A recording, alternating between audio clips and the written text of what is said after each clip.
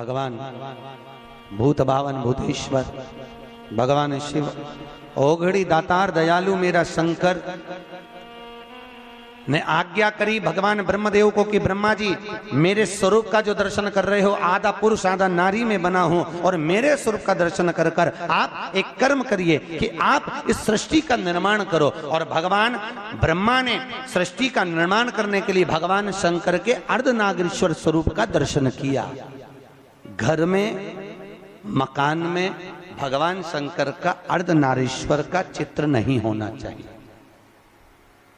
कहां पर? जम के बोलो, घर के अंदर। घर के अंदर कुछ चित्र और कुछ वृक्ष हमारे यहां वर्णन किए गए हैं कि कौन सा चित्र घर में होना चाहिए, कौन सा वृक्ष घर में होना चाहिए। चित्र का भी प्रमाण कि चित्र कौन सा।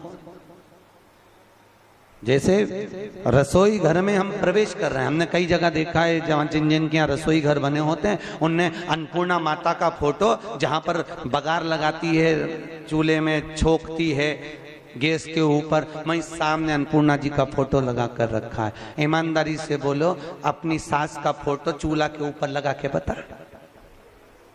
अरे बोलो तो सही, अच्छा लगेगा? नहीं ना। अन्नपूर्णा का फोटो कहाँ होना चाहिए?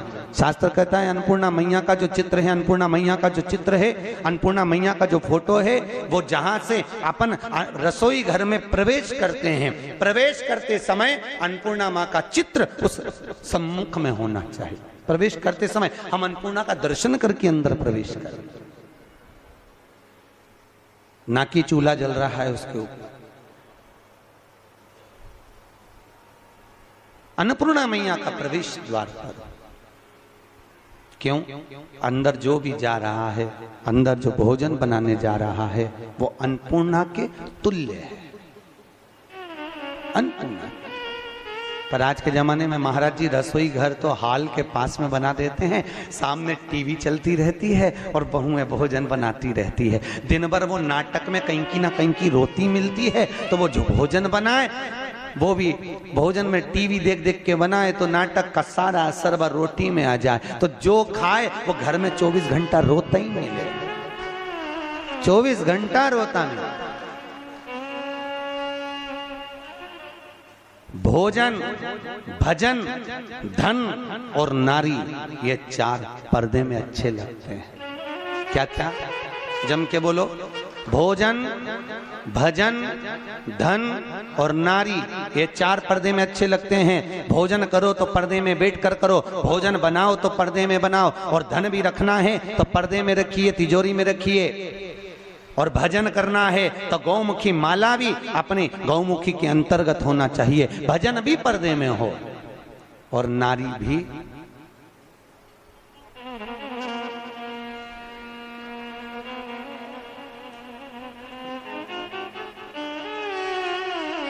अब आज तीसरा दिन हो गया, बोलना नहीं पड़े जीजियों, हमारा क्या जाए, हम तो बोल देते हैं कि देखो ये सब चीजों का बड़ा प्रमाण है।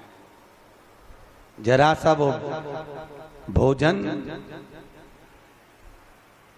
जरा सा भोजन, वो दुर्योधन ने कहा शकुनी मामा से, मामा मेरे इतने भाई मर रहे हैं और 5 पांडव नहीं मर रहे, अगर इनको मारना चाहे तो भीष्म पितामह 2 क्षण में मार दे। आखिर ये भीष्म पितामह को क्रोध क्यों नहीं आ रहा, इनको गुस्सा क्यों नहीं आ रहा? तो कहा इनको गुस्सा ना आने का कारण केवल इतना है क्योंकि भीष्म पितामह जब भोजन करने जाते हैं तो भोजन जो भीष्म पितामह करते हैं वो पर्दे में करते हैं। अगर भीष्म पितामह के भोजन पर चंडाल की दृष्टि पड़ जाए तो भीष्म पितामह को क्रोध आ जाए। तो मामा ये बताओ कि उस भीष्म पितामह के भोजन पर चंडाल की दृष्टि पड़ना है तो भीष्म पितामह तो एकांत में भोजन करते हैं, पर्दे में भोजन करते हैं, फिर मैं चंडाल कैसे भेजूं? इतने में शकुनी मामा ने कहा, भांजे तू चंडाल से कम है क्या, तेरी दृष्टि दे दे।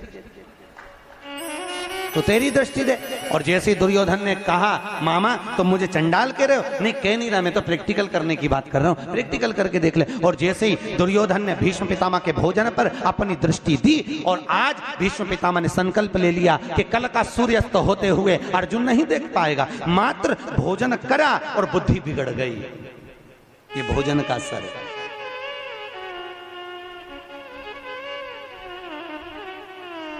शादी में, पार्टी में पति और पत्नी जब शादी में, विवाह में जाते हैं तो या तो उन दोनों का झगड़ा जाते समय होता है या फिर आते समय होता है। जरूर होता है, पक्का है, बिल्कुल निश्चित। अगर अभी जाते समय अच्छे से जा रहे हैं दोनों स्माइल देते हुए, तो जब गाड़ी पे आएंगे तो वो आगे चलाता रहेगा और ये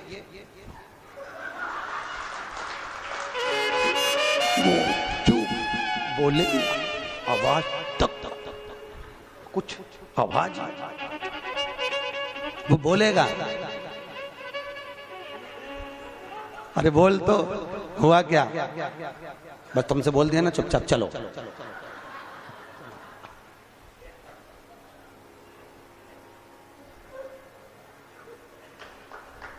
चलो चुपचाप। क्यों? अब कोई समझ तो पाया नहीं, कथा में समझ जा। भोजन का असर है। जैसा खाया अन्न वैसा हो गया मन। हमारे अग्रवाल जी द्वारा रोज कथा के बाद में प्रतिदिन शाम को भंडारा प्रसादी रखी जाती है।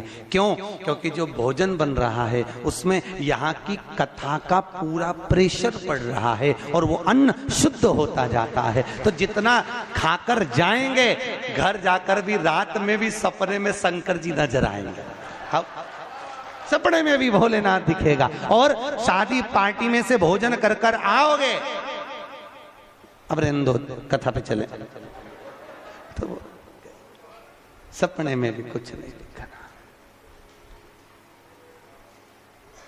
भोजन का जैसा खाया अन्न वैसा हो गया मन।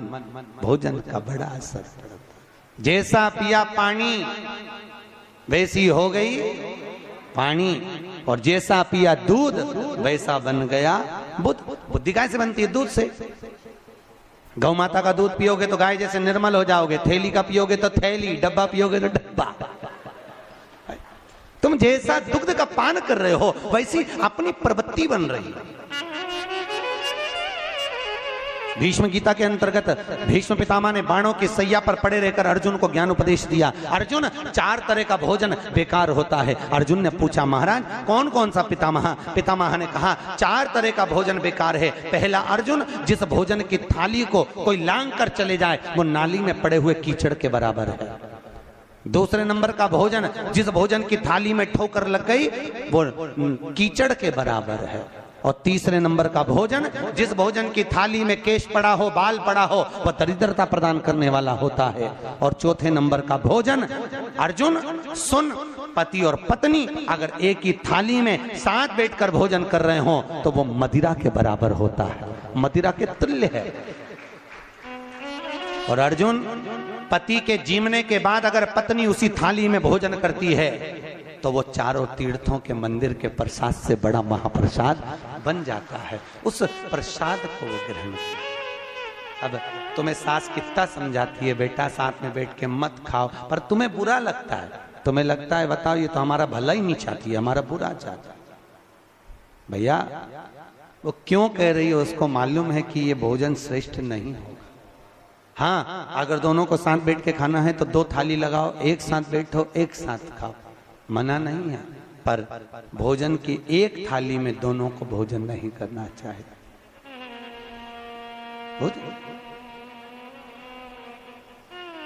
भाई, हमारी प्रवृत्ति, हमारी वृत्ति,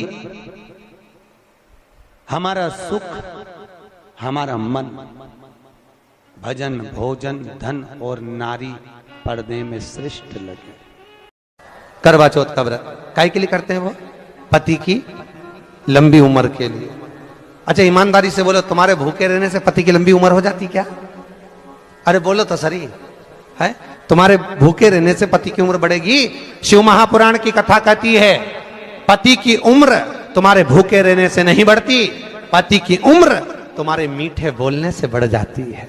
बस तुम जब तेज धर्रा के बोलती हो, बापड़े का बीपी ऊंचा नीचा हो जाता है, शुगर ऊंची नीची हो जाए।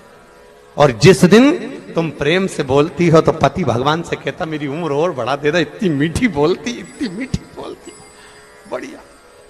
अब तुम सोचो कि तुम्हारे भूखे रहने से उम्र बढ़ रही है, तो नहीं बढ़ रही है साहब। एक दिन तुम भूखी रहती हो, बाकी के दिन तो प्राणी खाती हो। भूखे रहने से कौन सा फायदा? लेवल बराबर करने से कौन सा? पूजा पाठ भले 1-2 मिनट की करो, पूजा पाठ भले आधा घंटा 1 घंटा की करो, पर शिव पुराण कहती है शंकर पर भरोसा 24 घंटे करो।